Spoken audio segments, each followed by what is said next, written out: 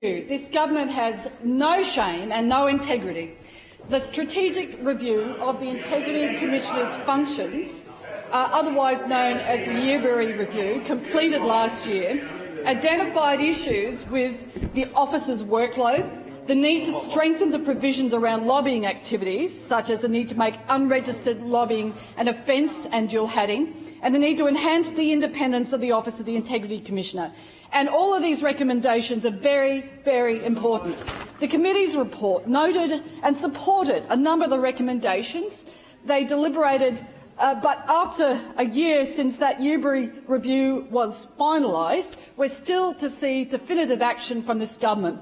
The government advised the Yearbury's report recommendations would either be supported or considered in conjunction with the Coldrake review.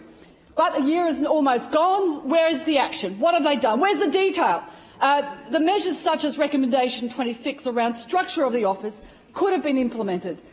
We heard at the budget estimates that the staff still had only about there were only about 4 staff. Where's the additional staff? Nicola Stefanoff, as the Integrity Commissioner, at one point had her staff removed from her and reduced to only 1 person. What an abuse by this government. What about the additional independence? I don't see any legislative changes on the agenda. Now let's talk about the treatment of the Integrity Commissioner. She was prevented from attending estimates this year, although she had offered to appear. When she started raising issues about lobbying, the government's dirt unit swung into gear. The government's dirt unit swung into gear, and there were reports that a black ops team was background briefing against her. When she raised concerns about workload, what was the response from those controlling her staff numbers? They reduced them. A workload which included monitoring illegal lobbying and Labor-aligned lobbyists with favoured access to government.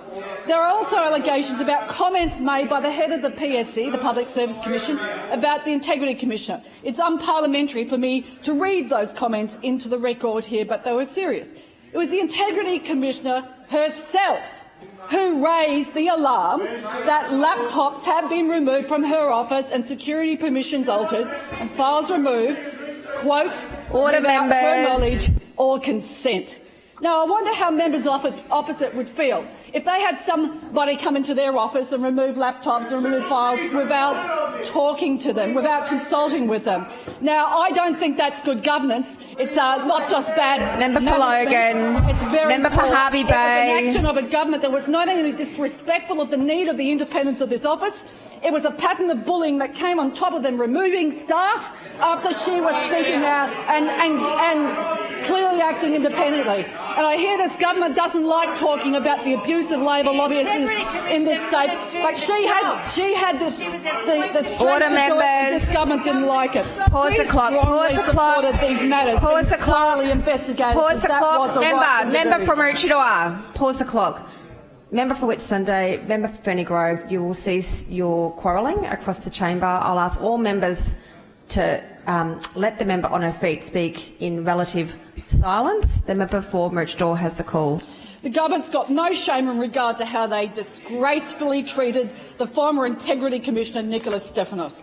Because technically the Integrity Commissioner didn't employ staff or have control over her office space that was under the Public Service Commission, her staff could be removed. It was legal, but it wasn't moral. The government abused their power and control over this office. I think people have trusted their confidential information to an office. Member for Everton. Member for Everton. From a recent CCC report that lots of access were held for insufficient time than the recommended standards.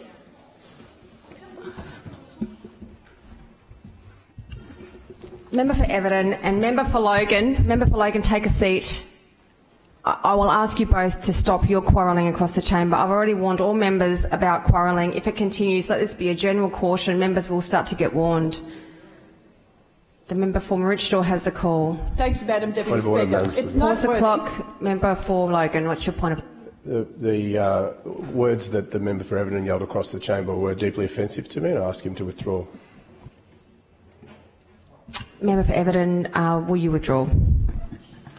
I withdraw. It's noteworthy that the CCC found in regard to the Integrity Commissioner's Office in note number 95, a more comprehensive audit of access arrangements was unable to be conducted because of the period for which DPC retained security and access information. Point 96.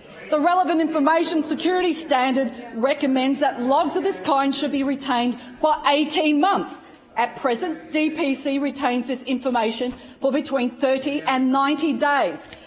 Well short of the standard. It also found in point 60, in reference to attendance at the Integrity Commissioner's office and retrieval of the devices, where it said, while the evidence is unclear as to who made the request, it is clear that a request was made by officers of the PSC to DPCIT to collect the director's laptop from the Integrity Commissioner's office. What a shame they didn't have the good grace, the courtesy or the professionalism to actually talk to an Integrity Commissioner. In short, no one can identify who authorised the removal of the laptop, and no one can point to a robust security system that can track access to office records after only 30 days. Even the Integrity Commissioner wasn't consulted. It's a disgrace. There needs to be independence and respect for this office. Deputy Speaker.